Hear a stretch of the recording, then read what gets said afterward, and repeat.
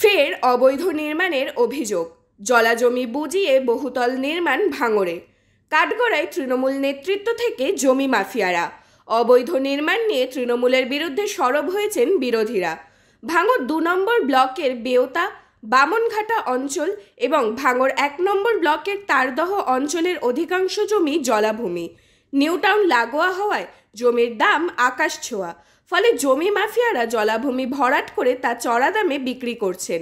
এর ফলে পরিবেশের ভারসাম্য নষ্ট হচ্ছে বলে জানাচ্ছেন পরিবেশবিদ থেকে বিরোধীরা।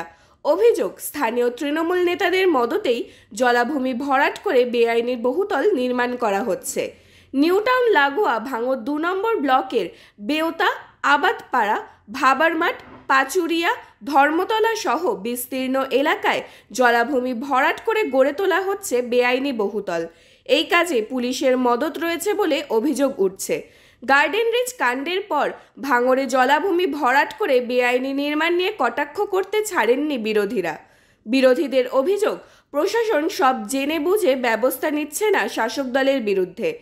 এই বিষয়ে যাদবপুর লোকসভা কেন্দ্রের বিজেপি প্রার্থী অনির্বাণ গাঙ্গুলি বলেন, অবৈধ নির্মাণ এ রাজ্যে একটা শিল্প।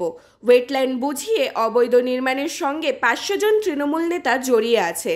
এইভাবে অবৈধ নির্মাণের ফলে পরিবেশের ভারসাম্য নষ্ট হচ্ছে। সিপিএম নেতা তথা আইনজীবী বিকাশ রঞ্জন ভট্টাচার্য বলেন, ওয়েটল্যান্ডের ওপরে এই অবৈধ নির্মাণ নিয়ে কলকাতা হাইকোর্টে মামলা হয়েছে। ডিএমকে আদালত নির্দেশ দিয়েছে অবৈধ নির্মাণ বন্ধ করার জন্য, কিন্তু তারপরেও চলছে এই নির্মাণ কার্য। এ বিষয়ে ভাঙড়ের বিধায়ক শওকাত মোল্লা বলেন, ওয়েটল্যান্ডের ওপরে নির্মাণ কখনো সমর্থনযোগ্য নয়। পুলিশ প্রশাসনকে অনুরোধ করব অবিলম্বে এই কাজ বন্ধ করার জন্য। এই অবৈধ নির্মাণ নিয়ে স্থানীয় পঞ্চায়েত প্রধান শেখ সাবির আলী বলেন, এই বেআইনি নির্মাণ নিয়ে আমি ভিডিও সাহেবকে চিঠি দেব এই কাজ বন্ধ করার জন্য। ওয়েটল্যান্ডের আমরা কখনো সমর্থন করি না। যারা করছে আমি পুলিশ প্রশাসনকে অনুরোধ করব, এবং বিশেষ করে এখন সেন্ট্রাল ইলেকশন কমিশনের আন্ডারেও আছে, আমি অনুরোধ করব যে ওয়েটল্যান্ডে যে বা যারা কাজ করছে অবিলম্বে সেগুলো বন্ধ হওয়া উচিত। তৃণমূল কংগ্রেস গোটা রাজ্য জুড়েই বিভিন্ন বেআইনি নির্মাণ করছে, জলাভূমি নষ্ট করে দিচ্ছে, কৃষকদের পাট্টা জমি জোর করে দখল করে নিয়ে নোনা জল ঢুকিয়ে দিচ্ছে। এ নিয়ে কলকাতা হাইকোর্টে একটা মামলাও করেছি মেদিনীপুরের। সেক্ষেত্রে হাইকোর্ট থেকে নির্দেশ দিয়েছে ডিএমকে যে এই সমস্ত বন্ধ করো, কিন্তু ডিএম সেটাও কার্যকর করতে পারছেন না। আসলে এই সরকার যতদিন থাকবে ততদিন এই সমস্ত অপকর্ম হবেই। আপনারা সভা করলেন, আগামীকাল শওকাত মোল্লা বলছে ঠিক এই জায়গাটাই আর তৃণমূল পাল্টা সভা করবেন, এবং এর থেকে বলছে ১০ গুণ বেশি লোক করতেই পারে, অসুবিধা কী আছে?